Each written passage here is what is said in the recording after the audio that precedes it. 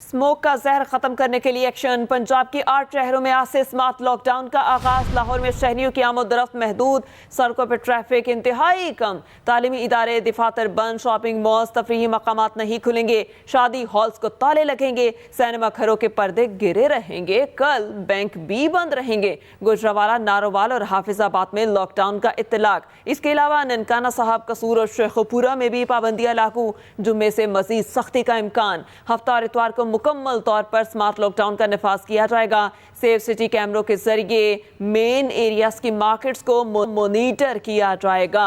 Smoke کا زہر ختم کرنے کے لیے ایکشن۔ پنجاب کے 8 شہروں میں آج سے سمارٹ لاک ڈاؤن کا آغاز۔ لاہور میں شہریوں کی آمد و رفت محدود کر دی گئی، سڑکوں پہ ٹریفک انتہائی کم ہے۔ تعلیمی ادارے دفاتر بند، شاپنگ مالز تفریحی مقامات نہیں کھلیں گے، شادی ہالز کو تالے لگیں گے، سینما گھروں کے پردے گرے رہیں گے اور کل بینک بھی بند رہیں گے۔ گوجرانوالہ، نارووال اور حافظ آباد میں لاک ڈاؤن کا اطلاق۔ ننکانہ، قصور اور شیخوپورہ پر بھی پابندیاں لاگو ہیں۔ جمعے سے مزید سختی کا امکان ہے۔ ہفتے اور اتوار کو مکمل طور پر سمارٹ لاک ڈاؤن کا نفاذ کیا جائے گا۔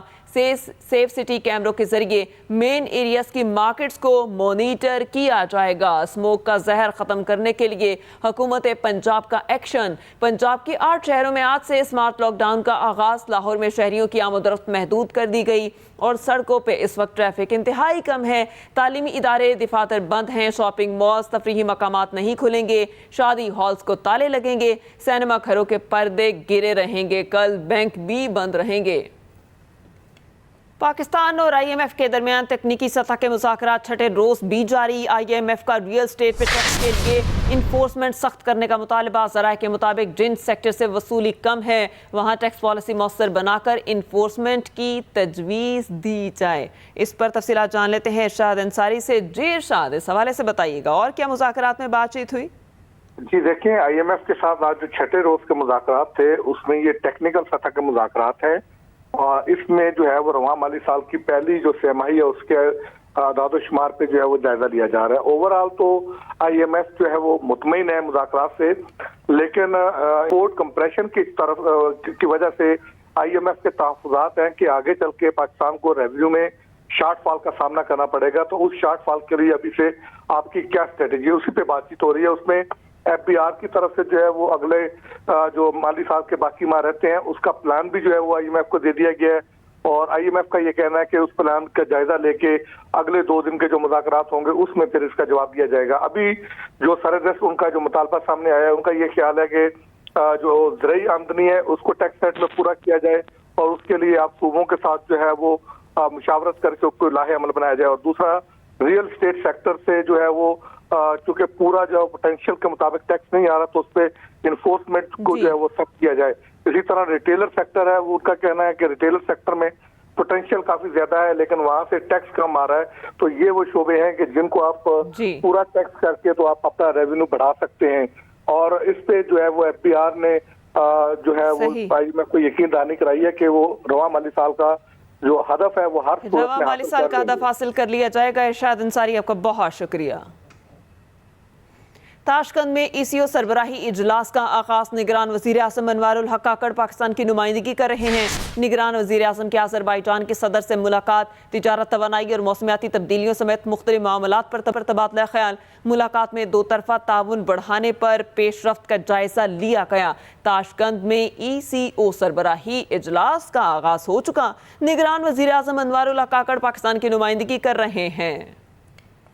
رخ کریں گے کوئٹہ کا۔ کوئٹہ میں کونگو وائرس بخار سے ایک اور مریض کی ہلاکت کا معاملہ۔ اسپتال ذرائع کے مطابق کراچی کے نجی اسپتال میں زیر علاج 30 سالہ شخص جان کی بازی ہار گیا۔ بلوچستان سے کراچی کے نجی اسپتال میں زیر علاج 16 مریضوں میں سے 3 انتقال کر چکے۔ کونگو وائرس بخار کے 16 میں سے 2 مریضوں کو ڈسچارج بھی کیا جا چکا۔ کوئٹہ میں کونگو وائرس بخار سے ایک اور مریض کی ہلاکت۔ اسپتال ذرائع کے مطابق کراچی کے نجی اسپتال میں زیر علاج 30 سالہ مریض جان کی باسی ہار گیا۔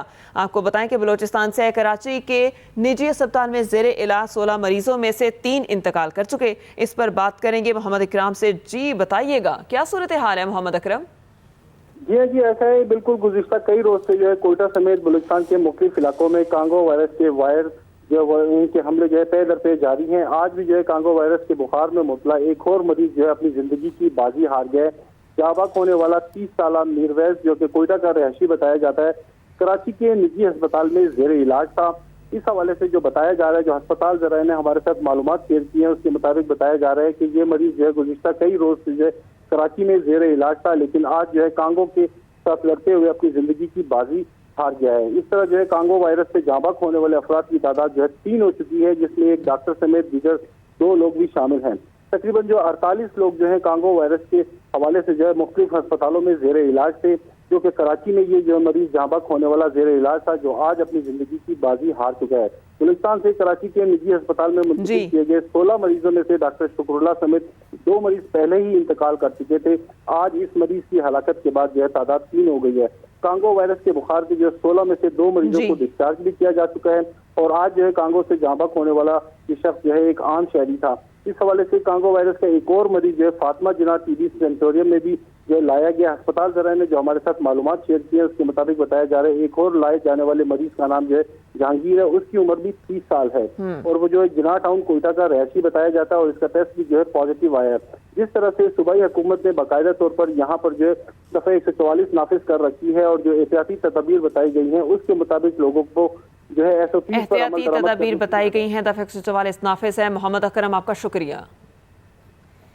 یوم اقبال کی مناسبت سے مزار قائد پر تقریبات ہوئیں، جس میں مختلف جامعات کے طلباء نے شاعر مشرق کے فکر و فلسفے کو اجاگر کیا۔ تقریب کے مہمان خصوصی علامہ اقبال کے پوتے آزاد آفتاب نے مزار قائد پر پھولوں کی چادر چڑھائی۔ تقریب میں جسٹس ریٹائرڈ وجیہ الدین احمد سمیت مختلف شعبہ زندگی سے تعلق رکھنے والی شخصیات نے شرکت کی۔ آزاد آفتاب اقبال کا کہنا تھا، علامہ اقبال کا فلسفہ خود ہی ایک آئینہ رکھتا ہے، ہمارے لیے ان کی زندگی اور ان کے ویژن کا سمجھنا اہم ہے۔ اس موقع پر جسٹس ریٹائرڈ وجیہ الدین احمد کا کہنا تھا، نوجوان نسل میں ٹیلنٹ کی کوئی کمی نہیں۔